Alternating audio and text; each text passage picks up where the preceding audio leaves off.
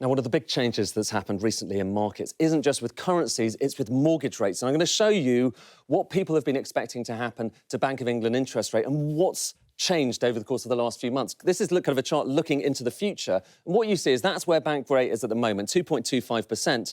And back in August, the expectation among traders out there in the marketplace was it was going to peak at about 2.75% next year. Of course, a lot has changed since then.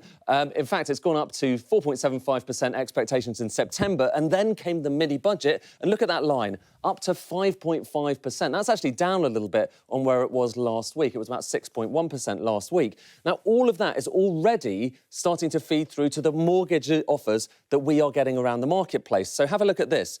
This shows you the average two-year mortgage rate on offer, and this is that kind of average going all the way back to 2008, and that's where it was only a few months ago. Look at where that line has gone up to now. So that's now up to 6.07%. Now, that's the highest level that we've seen for that two-year average since 2008, OK? So the highest since 2008. But here's what really matters. Now, you've got to bear in mind that back in 2008, we were slightly less indebted than we are now. And when you adjust for that and look at a kind of different measure, the mortgage repayment burden. Now, this is the mortgage burden, OK?